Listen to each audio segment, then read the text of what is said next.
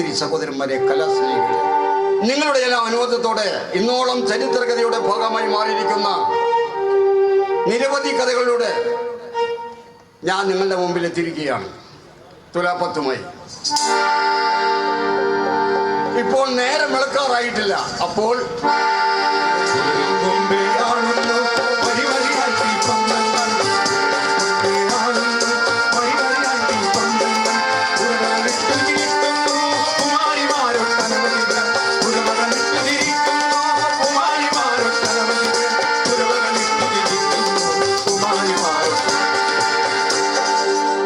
അതാ മറുവശത്ത് വേറൊരു കൂട്ടർ.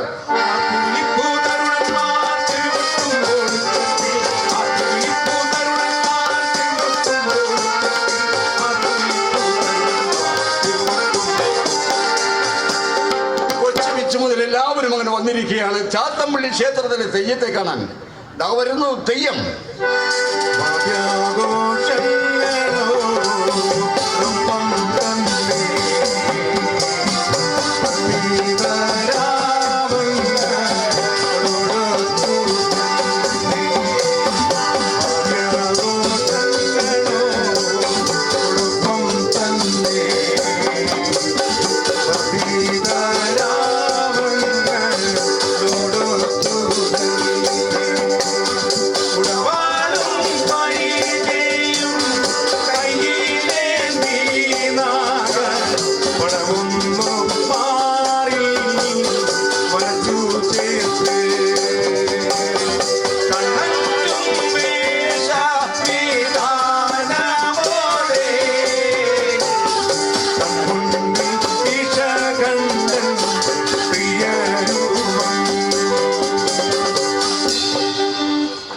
എല്ലാവരും തള്ളൂ. പാവപ്പെട്ടവരുടെ, അടിച്ചമർത്തപ്പെട്ടവരുടെ, അവശന്മാരുടെ, ആർദ്ധന്മാരുടെ പരദൈവതമാണത്.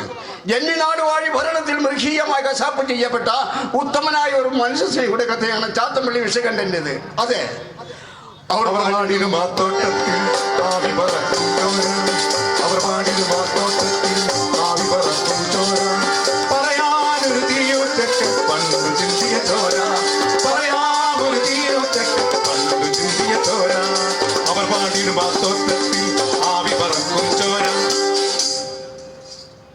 ചാത്തമ്പള്ളി വിഷകണ്ഠന്റെ തോറ്റം പാട്ട് ചോര വീണ് നനഞ്ഞതാണ്. ജന്മിയും ജാതിയും അസമത്വങ്ങളും കൊടികുത്തി വളരുന്ന ആ കാലം നല്ലവനായ ഒരു യുവാവിന്റെ ചെങ്കിൽ നിന്നും ഇരുന്നാഴി ചോര തെറിച്ചു വീണു. കൃത്യമായി കാലം പറയാൻ നിവർത്തില്ലെങ്കിലും ഇന്നേക്ക് 200 വർഷങ്ങൾക്ക് മുമ്പാണ് ഈ കഥ. ഗ്രാമത്തിൽ കാണുമാ കൺമതിൽ കെട്ടിലെ കൊച്ചു വീട്ടിൽ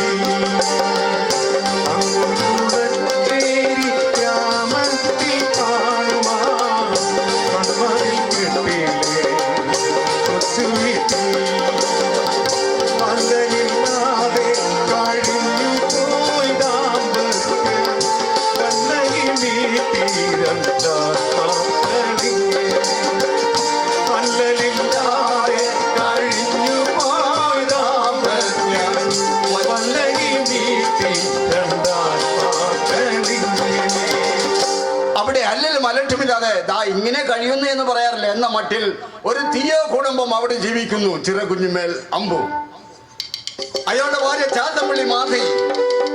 അവര് ഇത്തിരി സ്ഥലത്താണ് താമസിക്കുന്നത്. ഭൂമിക്ക് രേഖയൊന്നുമില്ല. കരുമാരത്ത് മനക്കല കുടിവെടുപ്പുകാരാണ്. അവർ വാക്കാൽ പാട്ടത്തിന് അല്പം ഭൂമി എടുത്ത് കൃഷി ചെയ്യുന്നുണ്ട്. അതിൽ 75 പറ നെല്ല് ജനിയുടെ അറയിൽ തൂറ്റി പാറ്റി അളവ് കൊടുക്കണം. ബാക്കി വല്ലതും ഉണ്ടെങ്കിൽ ഇല്ലെങ്കിൽ പോയി. ഇനി കാലാവസ്ഥ മോശമായി പോയാൽ അയാൾ കടക്കാരനായി പോകും. എങ്കിലും അമ്പു ചെത്തുകാരനാണ്. 3 നേരവും തെങ്ങു ചെത്തുവാൻ മടി പിടിച്ചിടാൻ മറവിടാം. 3 നേരവും തെങ്ങു ചെത്തുവാൻ മടി പിടിച്ചിടാൻ മറവിടാം. ഉപ്പിരിട്ടുവാനല്ല ജീവിതം ഉന്നയിക്കുവാൻ മാർഗമൊന്നിതേ. ഉപ്പിരിട്ടുവാനല്ല ജീവിതം ഉന്നയിക്കുവാൻ മാർഗമൊന്നിതേ. നമുക്കറിയാം പരമ്പരാഗതമായിട്ട് തീരുടെ തൊഴിൽ ചെത്താണ്. എന്നാൽ വേറെ ചില വലിയ ആളൊക്കെ ഇതിനോടൊട്ട് വിരോധമാണ്. അവർ നാടൻ സാധനങ്ങളൊക്കെ ഉപേക്ഷിക്കുകയും പോറിൽ മാത്രം സ്വീകരിക്കുകയും ചെയ്യുന്ന ഒരു വിഭാഗം ഇവിടെ വളർന്നു വരുന്നു. എങ്കിലും അമ്പു ചെത്തുകാരനാണ്. അയാളെ പോലെ തന്നെ അയാളുടെ ഭാര്യ നല്ല അധ്വാനശീലയാണ്. രാവിലെ 7 വെളുപ്പിന് 2 പേരും എഴുന്നേക്കും. അമ്പു രാവിലെ എഴുന്നേറ്റ് മുഖമെല്ലാം കഴുകി നന്നായിട്ട് തുടച്ച് കത്തിക്കൂടെ അറയിൽ കെട്ടി നേരെ ചെത്താനായി പോകും. ഈ സമയത്ത് മാധി കഞ്ഞിയും കറിയും ഒക്കെ പാകം ചെയ്ത് അമ്പുവിനെ കാത്തിരിക്കും. അപ്പോഴേക്കും അമ്പു ചെത്ത് കഴിഞ്ഞ് കള്ള് കൊണ്ടുവന്ന് മാധി ഏൽപ്പിക്കും. അത് കഴിഞ്ഞ് രാവിലെ കഞ്ഞുടി കഴിഞ്ഞ് വീണ്ടും ചെത്താനായി പോകും. അപ്പോഴും അല്പം അങ്ങ് സമയം കിട്ടാ തോട്ടത്തിലും വല്ല പണിയെടുക്കും. ഈ സമയത്ത് മാധവിക്കാണെങ്കിലോ 100 കൂട്ടം കാര്യങ്ങൾ വീട്ടിൽ ചെയ്യാനുണ്ട്. ഇവിടെ നമ്മൾ ഏതെങ്കിലും ഒരു വീട്ടിൽ ചെന്ന് ചോദിച്ചാൽ, ഒരു സ്ത്രീയോട് നമ്മൾ ചോദിച്ചാൽ ആ സ്ത്രീ എന്ത് പറയുമെന്ന് അറിയാവോ? എന്താ ജോലി എന്ന് ചോദിച്ചാൽ പറയും, എനിക്കൊരു ജോലിയില്ല, എനിക്ക് വീട്ടിലിരിപ്പാ. വീട്ടിലിരിപ്പല്ല, നേരം വെളുത്ത് എഴുന്നേറ്റാൽ രാത്രി കിടക്കുന്നത് വരെ പണിയെടുക്കുന്ന ഒരു വിഭാഗം സ്ത്രീകൾ മാത്രമാണ്. എന്നാൽ അവർ പറയും ഒരു പണിയുമില്ലെന്ന് പറയും. മാതയ്ക്ക് ഒരു പശുവിനെ കറക്കാനുണ്ട്, തൊഴുത്തിൽ ചാണകം മാറണം, മിറ്റമടിക്കണം, പെരയടിച്ച് മെഴുകണം, പാത്രം കഴുകണം, മുണ്ടലക്കണം, അങ്ങനെ 100 കൂട്ടം കാര്യങ്ങളാണ്. ഈ സമയത്താണെങ്കിലോ മാതി ഗർഭിണിയാണ്. അത് നമ്മൾ ആലോചിക്കേണ്ടതാണ്. ഗർഭിണിയാണ്. ഗർഭം ധരിഞ്ഞ 3 മാസം, ഇന്ന് വിവാഹം കഴിഞ്ഞ് 3 മാസം എത്തിയാൽ നമ്മൾ ഡോക്ടറെ അടുത്ത് കൊണ്ട് ചെല്ലും ഭാര്യയെ. ആ ഡോക്ടർ എന്താ പറയുന്നറിയോ? അനങ്ങരുത്. ബെറ്റിൽ നിന്നും ഇറങ്ങണമെങ്കിൽ ഭർത്താവ് കൂടെ വേണം. ഇനി ആ ഭാര്യ മുറ്റത്തങ്ങ് ഇറങ്ങിപ്പോയാൽ അവിടുന്ന് പിടിച്ചു കയറണമെങ്കിൽ ഭർത്താവ് കൂടെ വേണം. അവസാനം എന്താണെന്നറിയോ? സിസേറിയൻ ഒറ്റ വെട്ടാൻ, അങ്ങനെയാണ് കുട്ടിയെടുക്കണം. അന്ന് അങ്ങനെ ഒന്നുമില്ല, അന്ന് വയറ്റാട്ടിമാരാണ്. മാധി ഗർഭിണിയാണ്, 10 മാസവും തികഞ്ഞു. പിന്നെ പെണ്ണുങ്ങൾ ചെയ്യേണ്ട പണി നമ്മൾ ആരും പറഞ്ഞ് മനസ്സിലാക്കേണ്ട കാര്യമില്ല.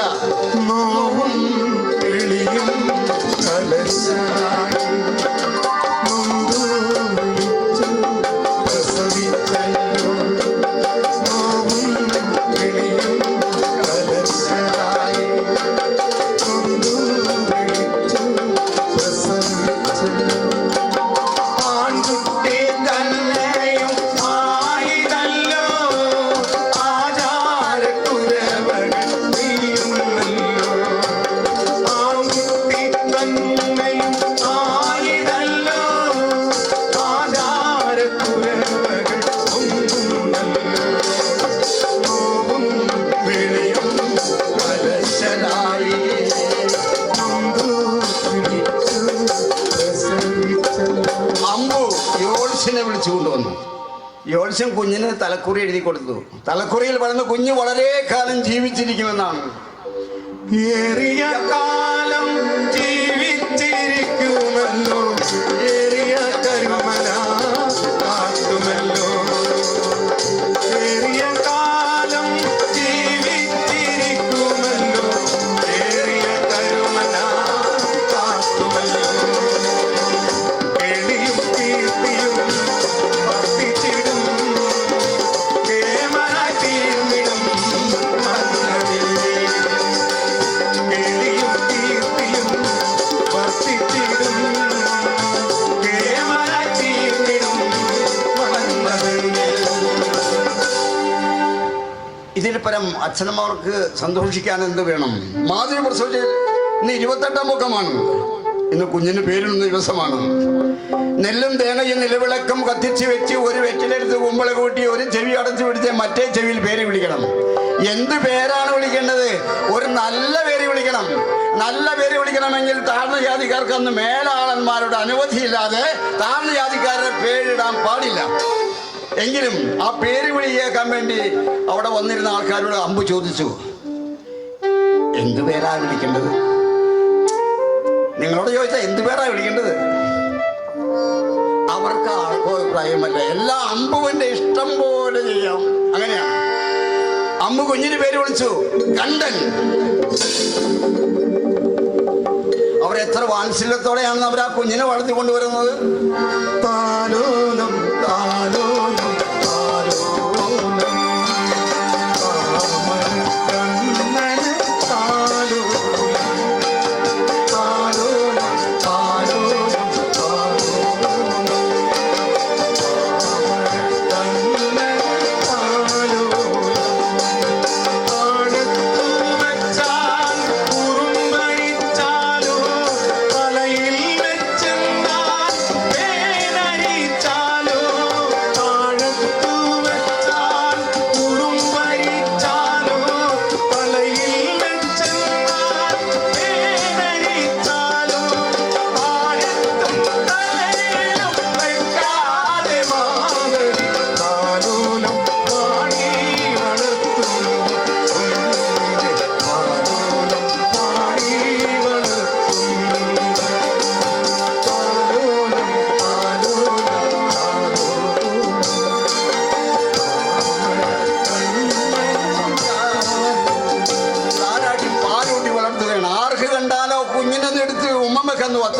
സൗന്ദര്യമാണ് ആ കുഞ്ഞിന്. ഇരുനിറവും ചുരുണ്ട മുടിയും ആരെയും ആകർഷിക്കുന്ന മുഖാന്തിയുള്ള കണ്ണൻകുട്ടിക്ക് ഇപ്പോൾ വയസ്സ് 5 കഴിഞ്ഞിരിക്കുകയാണ്. അപ്പോൾ അവന്റെ അച്ഛനമ്മമാർക്ക് അവന്റെ ഭാവിയെ കുറിച്ച് ചിന്തിക്കേണ്ടതുണ്ട്. ഒരു ദിവസം അമ്പു ഉച്ചഭക്ഷണമൊക്കെ കഴിഞ്ഞ് നടിചായ്ക്കുന്ന സമയത്ത് മാധി അടുത്തുകൂടി. നിങ്ങൾക്ക് കേൾക്കുന്നുണ്ടോ? നിങ്ങൾക്ക് എന്താ ഒരു വിചാരമില്ല? നമ്മുടെ കുഞ്ഞിനെ പഠിപ്പിക്കണ്ടേ? ഓ, നീ ഒന്നും മിണ്ടാതിരിക്കണേ. അവൻ വളർന്നു വരാൻ ദൈവം അനുഗ്രഹിക്കട്ടെ. അവൻ വളർന്നു വരുമ്പോൾ നമുക്ക് വേണ്ടതൊക്കെ ചെയ്യാം. അങ്ങനെ പറഞ്ഞെങ്കിലും സാധിക്കുന്ന കാര്യത്തിന് അമ്പുവിന് സംശയമാണ്. കാരണം ആ കാലത്ത് താഴ്ന്ന ജാതിക്കാർക്ക് വിദ്യാഭ്യാസം നിഷിദ്ധമാണ്. ശൂദ്രമക്ഷര സംയുക്തഗുരു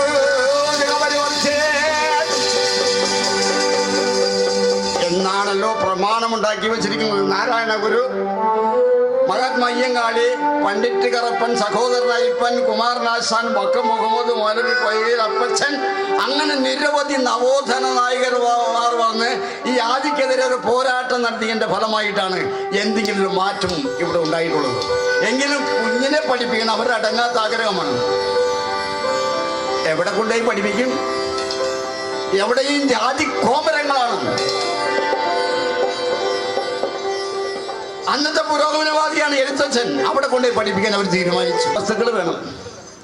മത്തങ്ങ, കുമ്പളങ്ങ, വെണ്ടക്ക, പാവക്ക, ഏത്തക്കോല, പനവളങ്ങ, പീച്ചിങ്ങ, അച്ചിങ്ങ എന്ന് വേണ്ട മുറുക്കാൻ എന്ന് വേണ്ട സർവ്വസാധനങ്ങളും ആ കൊട്ട നിറയെ വെച്ച് കൊട്ട ഭദ്രമാക്കി കെട്ടി അവർ രണ്ടുപേരും ചേർന്ന് അമ്പുവിന്റെ തോളിൽ കിടന്ന് തോർത്തെടുത്ത് ഡിമാൻഡാക്കി വെച്ച് രണ്ടുപേരും ചേർന്ന് അമ്പുവിന്റെ തലയിൽ പിടിച്ചു കൊടുത്തു. അമ്പു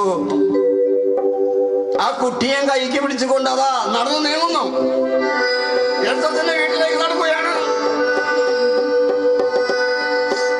വഴിയൊന്നുമില്ല, പ്രത്യേകിച്ച് വഴിയൊന്നുമില്ല. പാടത്തിന്റെ വരമ്പിലൂടെയാണ് പോകാൻ. അന്ന് അങ്ങനെയാണ്, പറമ്പുകളിലൂടെയൊക്കെയാണ് കയറി പോകുന്നത്.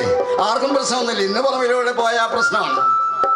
അവരങ്ങനെ നടന്ന് ഏതാണ്ട് എഴുത്തച്ഛന്റെ വീട്ടിലെത്താറായി.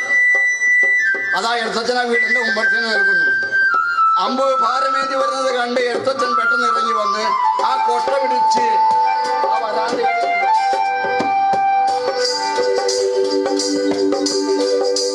എന്നിട്ട് ചോദിച്ചു, എന്താ അമ്പും കൊണ്ട് പോകുന്നത്? അവിടെ നിന്ന് എന്റെ കുഞ്ഞിനെ എഴുതാനും വായിക്കാനും 4 അക്ഷരം പറഞ്ഞു കൊടുക്കണം.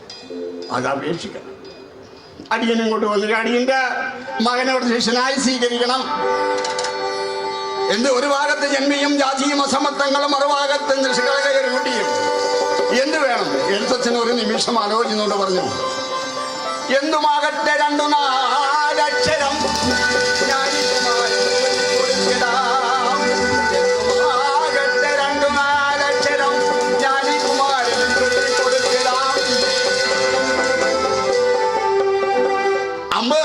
എന്റെ മകനെ കണ്ടപ്പോ തന്നെ എനിക്ക് അവനോട് എന്ത് വാത്സല്യം തോന്നാ. എന്റെ മകനെ എന്റെ ശിഷ്യനായി ഞാൻ സ്വീകരിച്ചിരിക്കുന്നു. അങ്ങനെ എഴുത്തച്ഛൻ്റെ ആക്കിക്കൊണ്ട് അമ്പു ഒറ്റക്കാണ് വീട്ടിലേക്ക് മടങ്ങിയത്.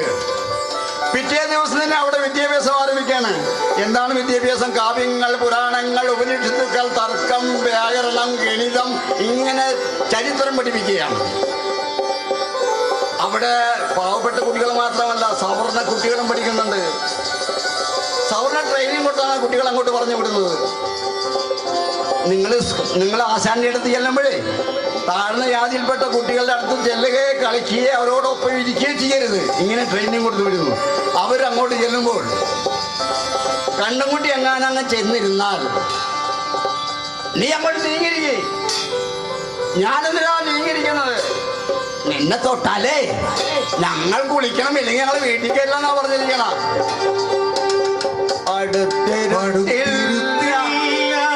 അവനോട് മിണ്ടില്ല, കളിക്കു പോലും കൂട്ടില്ല.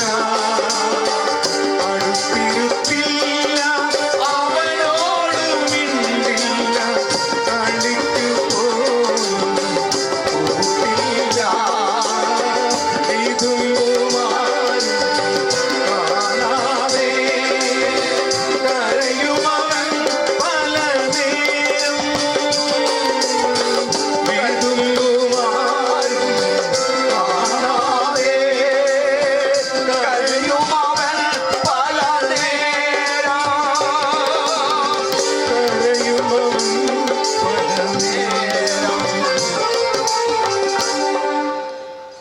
ഈ താഴ്ന്ന ജാതിയിൽപ്പെട്ട കുട്ടികളെ പഠിപ്പിക്കുന്ന വിവരം എങ്ങനെയോ കരുമാരത്തെ മനക്കല തമ്പുരാൻ മനസ്സറിഞ്ഞു എഴുത്തച്ഛനെ വിളിപ്പിക്കുകയാണ്. ഈ വേല ഇവിടെ വേണ്ടെന്നാണ് തമ്പുരാന്റെ ആഗ്രഹം. അങ്ങോട്ട് വിളിപ്പിച്ചോണ്ട് എഴുത്തച്ഛൻ കൊട്ടാരത്തിന് മുമ്പിൽ ചെന്ന് തോർത്തെടുത്ത് കക്ഷത്തിന് പറ്റി തോർത്തിരിക്കുകയാണ്.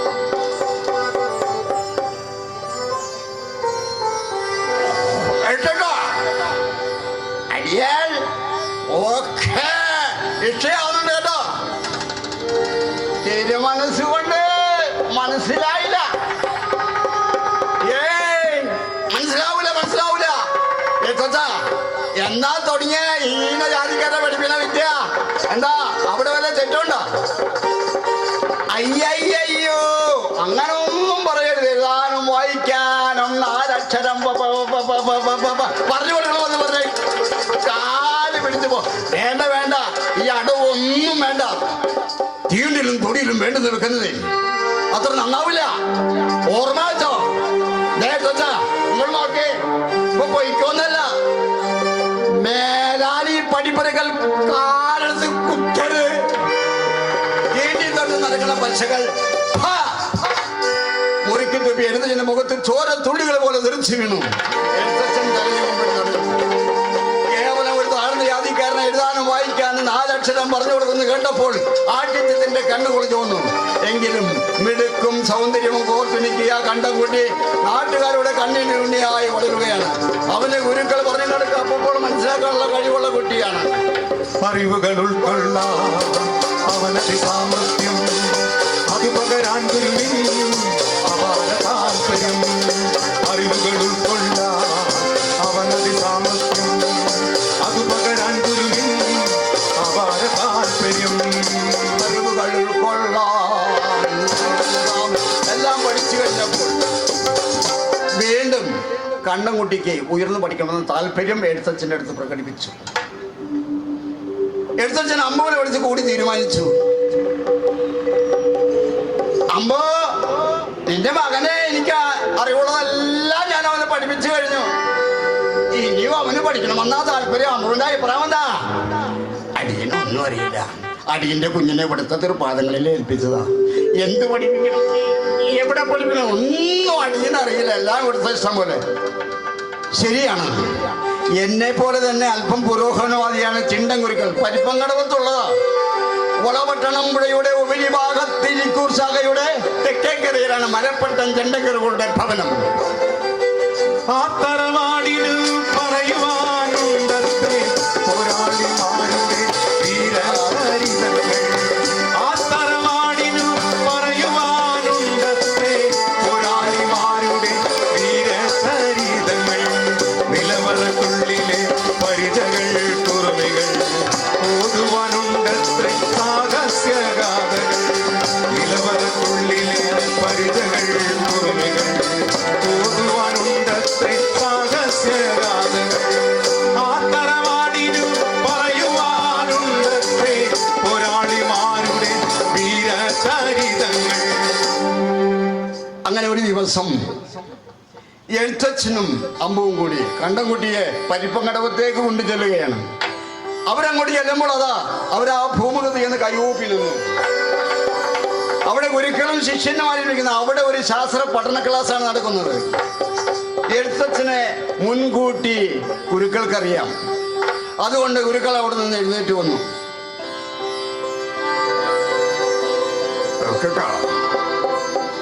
എന്താ പരിവിലാണോ പോന്നത്? ഇവരേതാ? ഇവരെ കൊളച്ചേരിയിലുള്ളതാ. അമ്പു എന്നയാളുടെ പേര്. ഇയാളുടെ മകനായി കുട്ടി പഠിക്കാൻ മിടുക്കനാണ്.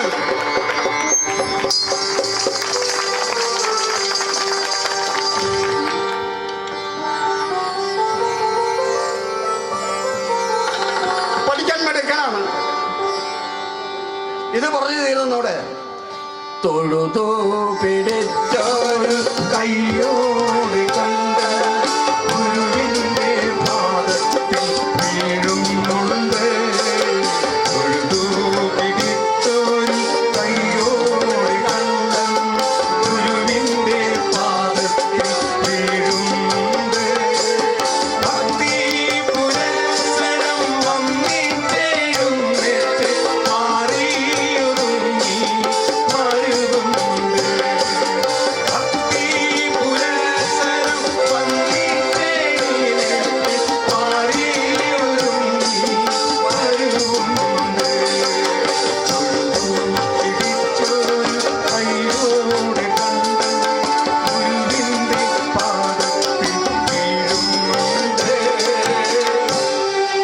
കുട്ടിയാക്കിക്കൊണ്ട് എഴുത്തച്ഛനും അമ്പുവും നാട്ടിലേക്ക് തിരിച്ചു. പിറ്റേ ദിവസം അവിടെയും പഠനം നടക്കുകയാണ്. അവിടെയും കാവ്യങ്ങൾ, പുരാണങ്ങൾ, ഉപനിഷത്തുക്കൾ, തർക്കം, വ്യാകരണം, ഗണിതം എല്ലാം പഠിപ്പിക്കുകയാണ്. ഇപ്പോൾ കണ്ടംകുട്ടിക്ക് ഉയർന്ന വിദ്യാഭ്യാസമാണ് ആവശ്യം. ആ കാലത്തെ ഏറ്റവും വലിയ ഉയർന്ന വിദ്യാഭ്യാസമാണ് വിഷവൈദ്യം. വിഷവൈദ്യം പഠിക്കണമെങ്കിൽ വിഷമിച്ചേ പഠിക്കാൻ നോക്കൂ. ഇപ്പൊ അതാണ് പഠിക്കുന്നത്. അങ്ങനെ വർഷങ്ങൾ കടന്നു. ഇപ്പോൾ ഗുരുക്കൾക്ക് എവിടെ പോകണമെന്നും കണ്ടംകുട്ടി കൂടെ വേണം. അങ്ങനെ അവൻ വിദ്യയുടെ പ്രായോഗിക വശങ്ങളും നേടുകയാണ്. അങ്ങനെ സർവകലാ വല്ലഭനായി തീർന്നു. പറഞ്ഞിട്ടെന്ത് കാര്യം? അതറവാടിന് പറയുവാനുണ്ട് പോരാളിമാരുടെ വീരചരിതങ്ങൾ. അതറവാടിന് പറയുവാനുണ്ട് പോരാളിമാരുടെ വീരചരിതങ്ങൾ. ആ കുട്ടിയാക്കിക്കൊണ്ട് അത്ര ഗംഭീരനാണ് ഗുരുക്കൾ. അതുകൊണ്ടാണ് ഒന്നും കൂടി എടുത്തു പറഞ്ഞത്. അവിടുന്ന് എല്ലാം പഠിച്ചു കഴിഞ്ഞപ്പോൾ ഇപ്പോൾ പ്രശ്നങ്ങളാണ് വീട്ടിൽ. പണ്ടത്തെ പോലെ മാതിരിക്ക് ഓടിച്ചാടി നടന്നൊന്നും എടുക്കാൻ കഴിയുന്നില്ല. പ്രസവാനന്തര ശുശ്രൂഷയിലായും അവൾ അങ്ങനെ നിത്യരോഗിയായി മാറിക്കൊണ്ടിരിക്കുകയാണ്. കണ്ടംകുട്ടിക്കാണെങ്കിൽ ചെത്താൻ പോവാം, കണ്ടംകുട്ടിക്കല്ല തെറ്റ്, അമ്പുവിന് ചെത്താൻ പോകാൻ കഴിയുന്നില്ല. അങ്ങനെ അവൻ വിദ്യയുടെ പ്രായോഗിക വശങ്ങളും നേടുകയാണ്. അങ്ങനെ ഇനി മകൻ കണ്ടംകുട്ടിയുടെ സഹായം കൂടിയേ തീരൂ. മാതകി അമ്പുവിന്റെ അടുത്ത് നിർബന്ധിക്കാൻ തുടങ്ങി.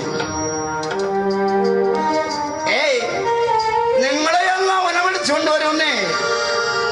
എനിക്കാണെങ്കിൽ ഒന്നും എടുക്കാൻ കഴിയുന്നില്ല. കയ്യും കാലും ഒക്കെ തളരുന്നത് പോലെ. നിങ്ങൾ ഈ കാലിന്റെ മുട്ടും തിരിഞ്ഞ് ഇവിടെ ഇരുന്നാ മതിയാ.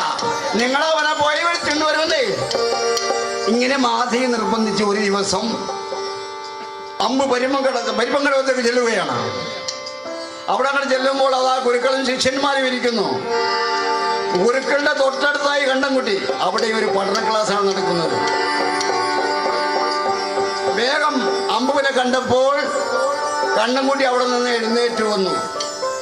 അമ്പുവിൻ്റെ അടുത്ത് വന്ന് കുശല പ്രശ്നങ്ങളെല്ലാം കഴിഞ്ഞു. നാട്ടുവിശേഷങ്ങളും വീട്ടുവിശേഷങ്ങളും എല്ലാം പറഞ്ഞു കഴിഞ്ഞു. ഗുരുക്കൾ അവിടെ നിന്ന് എഴുന്നേറ്റ് വന്നു. എന്താ അമ്പു പതിവല്ലാതെ അവിടെ പോകുന്നത്? അസുഖം വല്ലതും? ഓ, അങ്ങനെ ചോദിച്ചായി. അയാൾ ഒറ്റ വീർവായി പറഞ്ഞു, എനിക്കോ മാതയ്ക്കും തീരെ സുഖമില്ല. ഞാൻ കണ്ടംകുട്ടിയെ കൂട്ടി കൊണ്ടുപോകാനാണ് ഇങ്ങോട്ട് വന്ന്. കണ്ടംകുട്ടിയെ എൻ്റെ കൂടെ പറഞ്ഞു വിടണം. മകനെ, ഒരച്ഛൻ്റെ ആഗ്രഹമാണ്. നീ നടുപ്പാക്കി കൊടുക്കേണ്ടവരാണ്. അതുകൊണ്ട് നീ നാളെ തന്നെ നാട്ടിലേക്ക് പോകണം, വീട്ടുകാരെ സഹായിക്കണം. എൻ്റെ എല്ലാവിധ അനുഗ്രഹാശസ്സുകളും നിനക്കുണ്ടായിരിക്കും. എന്ത്?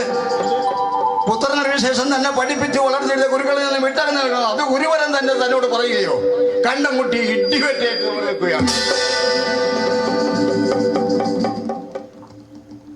ഇങ്ങോട്ട് കയറിയിരിക്കുമ്പോ ഇങ്ങോട്ട് കയറിയിരിക്കൂ. എടോ, തന്നോടോ പറഞ്ഞ ഇങ്ങോട്ട് കയറിയിരിക്കാൻ. അമ്പു അങ്ങോട്ട് കയറിയിരുന്നു. ഗുരുക്കൾ ആ വെറ്റില താമ്പാളം എടുത്ത് അടുത്ത് വെച്ച് ഒരു വെറ്റിലെടുത്ത് അമ്പുവിന് കൊടുത്തു.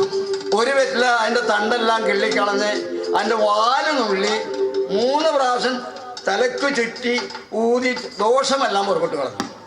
അതിനുശേഷം ഞരമ്പെല്ലാം കീറി നല്ലോണം കീറി കഴിഞ്ഞ് ചുണ്ണാമ്പൊക്കെ പുരട്ടി വെറ്റില മടക്കി മുറുക്കുകയാണ്.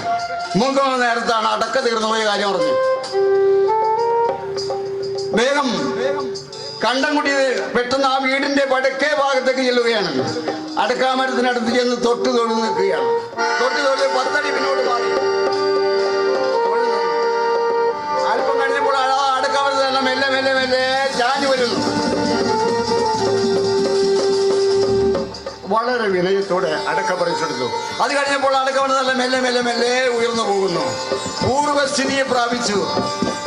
അമ്പു അമ്പരുന്ന പോയി ഇതെല്ലാം കണ്ടുകൊണ്ട് നിന്ന്. പിന്നീട് അമ്പുവിന്റെ സംസാരമെല്ലാം യാന്ത്രികമായിരുന്നു. അമ്പുവിന് സംസാരിക്കാൻ കഴിയുന്നില്ല. തൻ്റെ മകൻ വളരെയധികം പഠിച്ചിരിക്കുന്നു.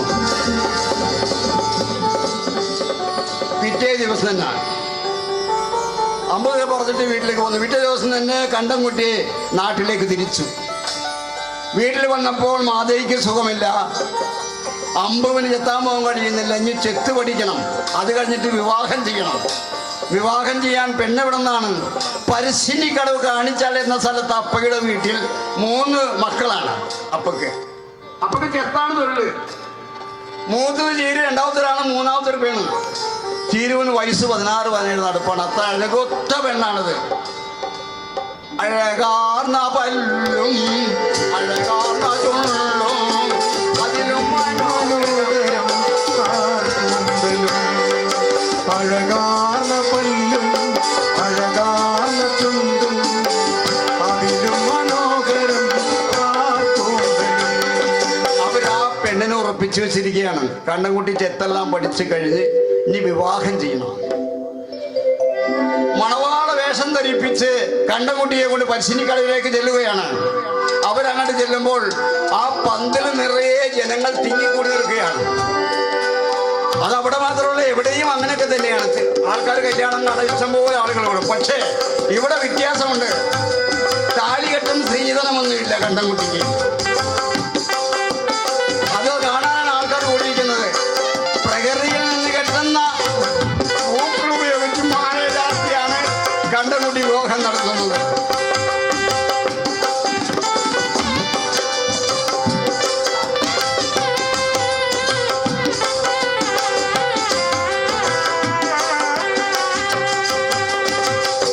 വർഷങ്ങൾ കടന്നുപോയി. കൊയ്യൂരുള്ള നാരായണക്കുട്ടിയുടെ വിവാഹം കഴിഞ്ഞിട്ട് നാളുകളേറെ. നമ്മുടെ നാട്ടിലേക്ക് ഉണ്ടല്ലോ അങ്ങനെ. വിവാഹം കഴിഞ്ഞ പെട്ടെന്ന് കുട്ടികളൊന്നും ഉണ്ടാകില്ല. ചെറുപ്പത്തിൽ വൈകി കുട്ടികളുണ്ടാവും. അതേപോലെ നാരായണക്കുട്ടിക്കും വൈകിയാണ് ഗർഭം ധരിച്ചിരിക്കുന്നത്. ഒരു ദിവസം സന്ധ്യാസമയത്ത് നാരായണക്കുട്ടി ആ കിണറ്റിൻ കഴിയുന്ന ചെമ്പുപാത്രം കുനിഞ്ഞെടുത്ത് ഒരടി വെച്ചതേയില്ല. അവളുടെ കാലിൽ എന്തോ കൊണ്ടതുപോലെ തോന്നി. അവൾ നോക്കുമ്പോഴാണ് അയ്യോ പാമ്പ് പാമ്പ്. അവളുടെ ഭർത്താവ് ചന്തക്കുട്ടി അങ്ങോട്ട് ഓടിച്ചെന്ന് നോക്കുമ്പോൾ അവളുടെ ചെരുവിനിൽ നിന്ന് ചോര ഒലിക്കുന്നു. അയ്യോ പാമ്പ് പാമ്പ്, ഓടിവാ ഓടിവാ. ആ വീട്ടിൽ ഇതേവരെ ഇങ്ങനെ നിലവിളി കേട്ടിട്ടില്ല. അതുകൊണ്ട് അയൽവക്കക്കാരെല്ലാവരും നോക്കി. എന്തോ ഒരു അത്ഭുതം നടന്നിട്ടില്ല ഇവിടെ. അവരെല്ലാവരും തുര അങ്ങോട്ട് ഓടി ചെല്ലുകയാണ്. എന്താണെന്നറിയാൻ വേണ്ടി. അവിടെ നോക്കുമ്പോൾ പാമ്പ് കടിയേറ്റതാണ്. ഇനി ഒരൊറ്റ സ്ഥലമേ ഉള്ളൂ. കരുമാറ്റ മനക്കല തമ്പുരാൻ അങ്ങോട്ട് എടുത്തു. ഏറ്റവും വലിയ വിഷവൈദ്യനാണ് മനക്കല തമ്പുരാൻ. അവരുടെ മഞ്ചിലേറ്റിക്കൊണ്ട് നാരായണി കൊണ്ട് കൊട്ടാരത്തിലേക്ക് ചെല്ലുകയാണ്. കൊട്ടാരത്തിന് ചുറ്റും പച്ചമരുന്നാണ്. പച്ചമരുന്നാണ്. പാമ്പ് കടി ഏറ്റാൽ പച്ചമരുന്നാണ് ചെയ്യേണ്ടത്. അതുകൊണ്ട് തമ്പുരാനൊക്കെ നട്ടുപിടിപ്പിച്ചേക്കാണ്. തമ്പുരാൻ പഠിച്ച പണി 18 നോക്കിയിട്ട് വിഷം ഇറങ്ങുന്നില്ല. ഇനി ഒരൊറ്റ സ്ഥലമേ ഉള്ളൂ. അങ്ങനെയാണ് കരുമാരത്ത് മനക്കല തമ്പുരാന്റെ അടുത്ത് കൊണ്ടുപോയത്. തമ്പുരാൻ നോക്കാൻ പറഞ്ഞു, ഇവള് മരിച്ചുപോയി പോലും, തീർന്നുപോയി, നിങ്ങൾക്ക് കൊണ്ടുപോകാം. അങ്ങനെ കൊണ്ടുപോകുന്ന ആ മഞ്ഞിലേറ്റിക്കൊണ്ട് ഒരു ദുഃഖഗാനം പോലെ അവളങ്ങനെ നടന്നു നീങ്ങുകയാണ്. നാരായണിക്കുട്ടിയുടെ ആളുകളെല്ലാവരും ഏന്തി കരയുകയാണ്. ആ വീട്ടിൽ നാരായണിക്കുട്ടി മാത്രമേ ഒരു പെണ്ണായിട്ടുള്ളൂ. അവൾക്ക് ഇത് പാമ്പ് കടിയേറ്റിരിക്കുന്നു. അവൾ നിലവിളിച്ച് നീങ്ങുകയാണ്. ഈ സമയത്താണ് കണ്ടംകുട്ടി ചെത്താൻ അത് ആ വഴിയെ വരുന്നു.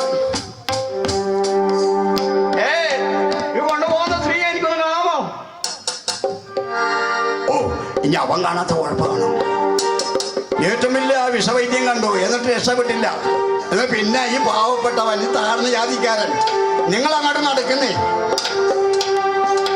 അങ്ങനെ പോകുമ്പോഴാണ് എഴുത്തച്ഛൻ പിന്നാലെ പോകുന്നു. എഴുത്തച്ഛന് കണ്ടംകുട്ടിക്ക് പരിചയമുണ്ട്. നമുക്കറിയാലോ, പഠിപ്പിച്ച ആശാനാണ്. എഴുത്തച്ഛാ, എനിക്കൊന്ന് കാണാമോ? അതിനെന്താ കണ്ടംകുട്ടി, വരൂ, അടുത്തേക്ക് വരൂ. കണ്ടംകുട്ടി അവിടെ ചെന്ന് ആ പുതപ്പ് മാറ്റി പരിശോധിച്ചു. എന്നിട്ട് പറഞ്ഞേ, ഇതാ ഇവിടെ അതാ കാണുന്ന കുളത്തിലേക്ക് ഇടണം. ഒയ്യോ, മരിച്ചുപോയ കുളത്തിലേക്ക് എടുത്തതാണ്. അവർക്ക് ആർക്കും സമ്മതമില്ല. അതിൽ ഒരാൾ പറഞ്ഞ്, എന്തുമാകട്ടെ, ഒരുപാട് ആളുകളെ രക്ഷിച്ചിട്ടുള്ള ആളാണ് നീ കണ്ടൻകുട്ടി, ചിലപ്പോൾ രക്ഷപ്പെടും, നമുക്ക് അവളെടുത്ത് ആ കുളത്തിലേക്ക് ഇടാം. അവരെല്ലാവരും ആഞ്ഞു പിടിച്ച് അവളെ കുളത്തിലേക്ക് ഇട്ടു. അവരെല്ലാവരും ഉൾക്കണ്ടയോട് നോക്കി നിൽക്കുകയാണ്. കുമ്മളയും വരുന്നത് നോക്കി. കുമ്മള വരുന്നെങ്കിൽ അല്പം കഴിഞ്ഞപ്പോൾ അതാ കുമ്മള വരുന്നു. കുമ്മള വരണ്ടേ, കുമ്മള വരണ്ടേ. കണ്ടൻകുട്ടി ചെത്തുതെങ്കിൽ നിന്ന് വിളിച്ചു പറഞ്ഞു, കുമ്മള വരുന്നെങ്കിൽ എടുത്ത് കരയ്ക്ക് വെക്ക്. അവരെല്ലാവരും ചേർന്ന് അവളെടുത്ത് കരയ്ക്ക് വെച്ചു. അത് കണ്ടൻകുട്ടി ചെത്തുതെങ്കിൽ നിന്ന് ഇറങ്ങി വന്ന് ഒരു ഗ്ലാസ് വെള്ളം വാങ്ങിച്ച് അവളുടെ മുഖത്ത് തളിച്ചു. അതാ അവളുടെ കണ്ണുകൾ മെല്ലെ തുറക്കുന്നു. ചുറ്റിലും കൂടി ആളുകൾ നോക്കുകയാണ്. അവരുണ്ടായ ആളുകൾക്ക് അത്ഭുതത്തിന് ആനന്ദത്തിന് അതിലുണ്ടായിരുന്നില്ല. നാരായണിക്കുട്ടി രക്ഷപ്പെട്ടിരിക്കുന്നു. കണ്ടൻകുട്ടി വന്ന് അതിനുശേഷം ഒരു ചീട്ട് എഴുതി കൊടുത്തു. ഈ ചീട്ടിൽ പറയുന്ന പ്രകാരം ഇവൾക്ക് മരുന്ന് കൊടുക്കണം. എന്തെങ്കിലും അസുഖം വന്നാലേ കൃത്യമായിട്ട് മരുന്ന് കൊടുക്കണം. കാലത്ത് ഉച്ചക്ക് വൈകിട്ട് 3 നേരം അങ്ങനെ കൊടുക്കാൻ പറഞ്ഞു. ഒരു കാരണവശാലും തെറ്റിപ്പോകരുത് മരുന്ന് കൊടുക്കാൻ. അത് പറഞ്ഞിട്ട് ചീട്ട് കൊടുത്തു. അത് കഴിഞ്ഞ് ഒരു പ്രവചനവും വെച്ച് കണ്ടൻകുട്ടി. എന്താണെന്നറിയോ പ്രവചനം? ഇവളുടെ വയറ്റിൽ കഴിയുന്ന കുഞ്ഞിന് പോലും ഒരു പോറൽ പോലും ഏറ്റിട്ടില്ല. അത് മാത്രമല്ല, ഒരു ആൺകുട്ടിയായിരിക്കും. ഇവിടെ കൊണ്ടുപോകുന്നതിന്റെ 28ാം പക്കം തന്നെ പ്രസവിക്കുകയും ചെയ്യും. അന്ന് അടിയനെ അറിയിക്കണേ എന്ന് കണ്ണൻകുട്ടി അവരോട് പറയുകയും ചെയ്തു. അവരങ്ങനെ അവരെ കൊണ്ട് വീട്ടിലേക്ക് പോയി. അവര് ഈ പറഞ്ഞ പ്രകാരം തന്നെ നാരായണക്കുട്ടി 28ാം പക്കം തന്നെ പ്രസവിച്ചു. ഒരു ആൺകുട്ടിയാണ്. അവര് ചോറൂണിനുള്ള എല്ലാ ഏർപ്പാടും ചെയ്യുകയാണ്. നാട് ഒട്ടൊക്കെ ക്ഷീണമാണ്. എല്ലാവരും എത്തിയതിനു ശേഷം മാത്രമാണ് കുഞ്ഞിന് പേര് വിളിക്കുന്നത്. മോനെ നാരായണ, ചോറൂണ്. ആ മോണ കാട്ടിയ കുഞ്ഞൊന്നും ചിരിച്ചു. അത് കഴിഞ്ഞപ്പോൾ അവിടെ ഒരു സദ്യ നടന്നു. ചില പ്രമാണിമാര് അവിടെ നിന്ന് ഉണ്ണാതെ എഴുന്നേറ്റ് ഇറങ്ങിപ്പോയി. എന്താണെന്നറിയോ? ഈ താഴ്ന്ന ജാതിക്കാരൻ കണ്ണൻകുട്ടിയും വീട്ടുകാരും വന്നിട്ടുണ്ട്.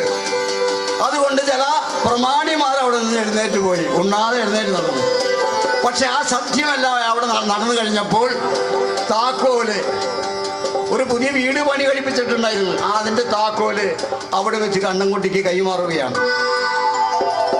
നാരായണിക്കുട്ടിയെ രക്ഷിച്ചതിന്റെ പ്രതിഫലം, ഈ ചികിത്സ നടത്തിയ പ്രതിഫലം പറ്റിക്കൂടല്ല. അതുകൊണ്ടാണ് വീട് പണി കഴിപ്പിച്ചു കൊടുത്തത്. ആ കാലത്ത് താഴ്ന്ന ജാതിക്കാർക്ക് സ്വച്ഛമായൊരു ജീവിതം അനുവദിച്ചിട്ടുണ്ടായിരുന്നില്ല. സ്വച്ഛമായ ജീവിത നദിയൊഴുകി, സ്വച്ഛമായ ജീവിത നദിയൊഴുകി. ആ കാലഘട്ടത്തിലെ താഴ്ന്ന ജാതിക്കാർക്ക് സ്വച്ഛമായ ഒരു ജീവിതം അനുവദിച്ചിട്ടില്ല. ഒരു ദിവസം പാതിരെ അടുത്ത് ചീരുവന് പ്രസവവേദനയാണ്, വയറുവേദന. കണ്ണൻകുട്ടിയെ മാധി വിളിച്ചു. മോനെ, എടാ ഓടിവാ, ചീരുവന് വയറുവേദനയാണ്, ഒരു വൈറ്റാടി വിളിക്കണം. ആ പാതിരാക്ക് ചൂട്ട് കത്തിച്ച് കണ്ണൻകുട്ടി വൈറ്റാടിയെ വിളിക്കാനായിട്ട് ഇറങ്ങി പുറപ്പെട്ടു. അങ്ങ് ദൂരെ കുറുക്കന്മാരുടെ ഓരിയിടൽ ശബ്ദം, ഭൂമികൾ മുരളുന്നു, എങ്ങും ചീവലുകളുടെ കരകരാ ശബ്ദം, വിജനമായ ഒരു അന്തരീക്ഷം, ആരുമില്ല, ഒരു ശബ്ദം പോലുമില്ല. ആ സമയത്ത് കണ്ണൻകുട്ടി ചൂട്ട് കത്തിച്ച് ആഞ്ഞു വീശി നടക്കുകയാണ്. ഈ സമയത്താണെങ്കിലോ കരുമാരുത്ത മനക്കല തമ്പുരാന്റെ എതിർപ്പ്, ഗുണ്ടകളെ പറഞ്ഞു വിട്ടിരിക്കുകയാണ് കണ്ണൻകുട്ടിയെ വെട്ടിക്കൊല്ലാൻ. തമ്പുരാനേലും വലിയൊരു വിഷവൈദ്യനെ അറിഞ്ഞിരിക്കുന്നു. തമ്പുരാനേലും വിഷവൈദ്യൻ അയാളെ ഈ ഭൂമുഖത്ത് കാട്ടരുത്. ആ ഇല്ലത്തെ ചട്ടമ്പികൾ കുടവാളുമായി കണ്ണൻകുട്ടിയെ കൊല്ലാൻ വേണ്ടി പുറപ്പെട്ടിരിക്കുന്ന സമയം. ആ സമയത്താണ് കണ്ണൻകുട്ടി ചൂണ്ടുകെട്ടി പൈറ്റാടി വിളിക്കാൻ ഓടി ഓടി നടക്കുകയാണ്. അങ്ങനെ പോകുന്നതിനിടയിലാണ് പൈറ്റാട്ടിക്ക് കൊടുക്കാനുള്ള അല്പം പൈസയുള്ള ആ പുതിയ വീട്ടിലിരിക്കുകയാണ്. കണ്ണൻകുട്ടി പൈസ എടുക്കാൻ വേണ്ടി ആ പുതിയ വീട്ടിലേക്ക് ചെന്നു. അവിടെ ചെന്ന ഉമ്മറത്ത് തൂക്കിയിട്ടിരിക്കുന്ന വിളക്ക് കത്തിക്കുന്ന സമയത്ത് ആരോ പുറകിൽ നിന്ന് വിളിച്ചു, എടാ കണ്ണൻകുട്ടി ഇറങ്ങി വാടാ. ഓ, ഒരു വിഷവൈദ്യൻ നടക്കുന്നു, തമ്പ്രാനേലും വലിയ വിഷവൈദ്യൻ, ഇറങ്ങി വാടാ. അവരെല്ലാവരും അവരെ വളരുകയാണ്. അവരെ ഞാൻ കണ്ണൻകുട്ടിയുടെ മുടിക്ക് കുത്തിപ്പിടിച്ചു. ആരോ ഈ സമയത്ത് കണ്ണൻകുട്ടിയുടെ നെഞ്ചിന് കണ്ണൻകുട്ടി മലർന്നു വീണു. ആരോ ഒരാൾ വാളുകെട്ട് കണ്ണൻകുട്ടിയുടെ തല വെട്ടി വെട്ടി വെട്ടി ദൂരെ വലിച്ചെറിഞ്ഞു.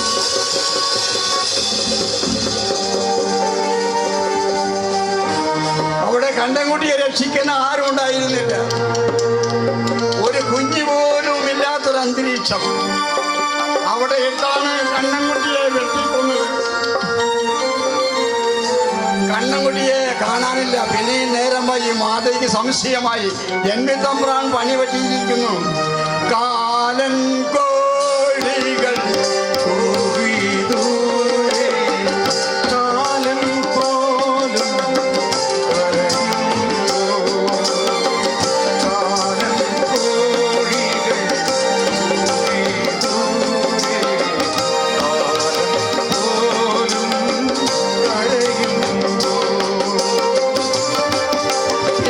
സമയം വൈകി. കണ്ണൻകുട്ടിയെ കാണുന്നില്ല. ആളുകളെല്ലാവരും കൂട്ടുകത്തിച്ച് തുരതുരെ കണ്ണൻകുട്ടിയെ അന്വേഷിച്ചു പുറപ്പെട്ടു. കൂട്ടുകത്തിച്ച് പുറപ്പെടുകയാണ്.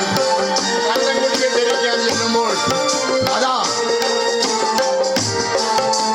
ആ വാഴക്കടക്കൽ തന്നെ ഒരുപാട് ചോര കാണുന്നു. അവരെല്ലാവരും ഓടിവാ ഓടിവാ, ഇവിടെ എല്ലാം ഒരുപാട് ചോര കാണുന്നു, ഓടിവാ ഓടിവാ.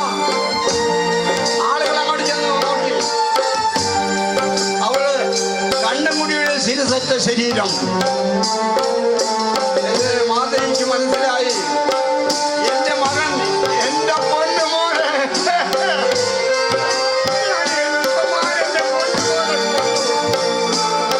എടാ കണ്ണൻകുട്ടി, ഞങ്ങൾക്ക് ഇനി ആരുണ്ടാ? ആ ചോര കുഞ്ഞ് വാകീറക്കറിയാണ്. കണ്ണൻകുട്ടിയുടെ മകൻ ആ ചോര കുഞ്ഞ് വാകീറക്കറിയാണ്. ഏത് ദുഷ്ടന്മാരാണ് എന്റെ പൊന്നുമോനെ വെട്ടിക്കൊന്നത്? നിങ്ങൾക്ക് ഞങ്ങളുടെ തറവാട് മുടിഞ്ഞു പോകും. എന്റെ പൊന്നുമോനെ, ഞങ്ങൾക്ക് ഞാനുണ്ടോ കണ്ണൻകുട്ടി? ഉന്നേറ്റ് പോടാ മോനെ, ഞങ്ങൾക്ക് ഇനി ആരുമില്ലടാ. നീയല്ലാതെ നീ ചെത്താൻ വേറെ ആരുമില്ല. എടാ നീ ഒന്ന് എഴുന്നേറ്റ് പോടാ. ഇങ്ങനെ അമ്പും കരയാൻ തുടങ്ങി. നേരം പുലരുന്നതിന് മുൻപ് തന്നെ ആ ശിരസത്ത ശരീരം പട്ടടുക്ക് വെച്ചു.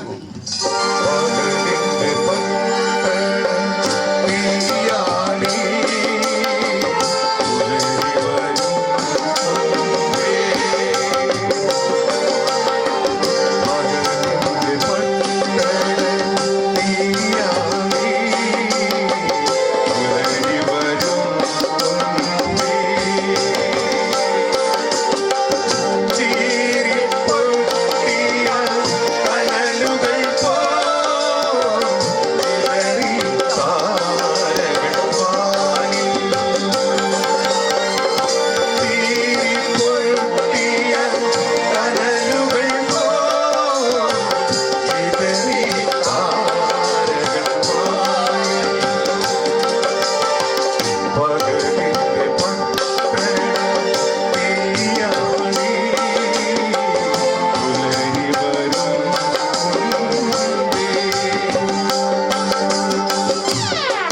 ഈ ക്രൂരകൃത്യം ചെയ്യിപ്പിച്ച ജന്മി തമ്പ്രാൻ ഇപ്പൊ സമാധാനമില്ല. അയാള് കുളിക്കാൻ ചെല്ലുമ്പോൾ കുളിക്കടവിൽ പാമ്പ്, കുളി കഴിഞ്ഞ് വന്ന് ഭസ്മ കൊടുത്ത് അതിലും പാമ്പ്. ഏതോ പാമ്പ് ഭയം. അയ്യോ, ഓടി വരണേ, പാമ്പ്. അയാളുടെ കണ്ടം കുട്ടിയുടെ രൂപം, ചവത്തിരപ്പി രൂപം. അയാളെ വാ പിളർന്ന് വിഴുങ്ങാൻ വരുന്നത് പോലെ ദുസ്വപ്നങ്ങൾ കാണുന്നു. എങ്ങും അയാൾക്കൊരു സമാധാനമില്ല. അയാള് ഒരു പ്രശ്നം വെപ്പിച്ചു. ഈ പ്രശ്നാരിക്ക് കാര്യങ്ങളെല്ലാം മുൻകൂട്ടി അറിയാം. ഇത് ഒറ്റപ്പെട്ട സംഭവമല്ല. ഈ കണ്ടംകുട്ടിയെ മാത്രമല്ല ഇയാൾ കൊല്ലിച്ചിരിക്കുന്ന നിരവധി ആളുകളെ, ശുദ്ധന്മാരെ ഇയാൾ കൊല്ലിച്ചിട്ടുണ്ട്. അതിന്റെ ഒരു ഭാഗമാണ് കണ്ടംകുട്ടിയെ കൊല്ലിച്ചിരിക്കുന്നത്. ഇത് ജോൾസിനറിയാം. ജോൾസൻ പറഞ്ഞു, നിങ്ങൾ ശുദ്ധനായ ഒരു മനുഷ്യനെ കൊന്നിരിക്കുന്നു, അതിന്റെ ദോഷമാണ് ഇവിടെ നിൽക്കുന്നത്. അതിന് എന്ത് ചെയ്യണം ഞങ്ങൾ? നിങ്ങളെ ഇയാളുടെ പേര് കൊളച്ചേരി ക്ഷേത്രം പണി കഴിപ്പിക്കണം. ഓ, അത് വേണോ? വേണം. അതുകൊണ്ടൊന്നും ദോഷം തീരാൻ പോകുന്നില്ല. ഇത് 41 നാൾക്കകം തന്നെ ചെയ്യുകയും ചെയ്യണം. തുലാമാസം 10-ാം തീയതി കണ്ടംകുട്ടിയുടെ കോലം കെട്ടി പ്രതീക്ഷ നടത്തണം, തെയ്യമാടിക്കുകയും ചെയ്യണം. എങ്കിൽ മാത്രമേ ദോഷം തീരാൻ പോകുന്നുള്ളൂ. അത്രയും വേണോ? വേണം. ഈ 41 നാൾക്കകം തന്നെ ചെയ്യണം. തുലാമാസം 10-ാം തീയതി തന്നെ ആയിരിക്കണം. ഇന്ന് തുലാമാസം 10. ജന്മി തമ്പുരാന്റെ എല്ലാ ചെലവും ക്ഷേത്രമെല്ലാം പണി കഴിപ്പിച്ച് കണ്ണുമുടിയുടെ കോലം കെട്ടി ആടിക്കുന്ന ദിവസമാണ് തുലാമാസം 10.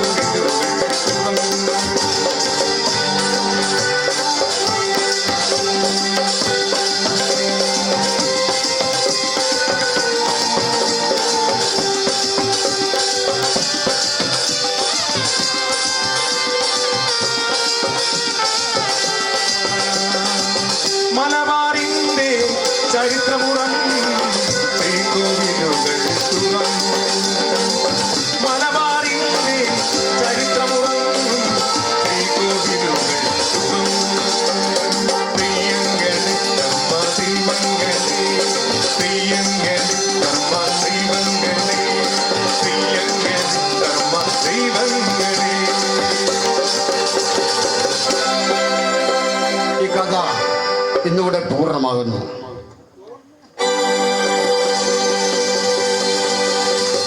ഇത്രയും നേരം എൻ്റെയും പാഠിയുടെയും തുലാപ്പത്ത് എന്ന കഥാപ്രസംഗം കെട്ടി നിന്ന് എല്ലാവർക്കും നന്ദി പ്രകാശിപ്പിക്കുന്നു. എൻ്റെയും പാഠിയുടെയും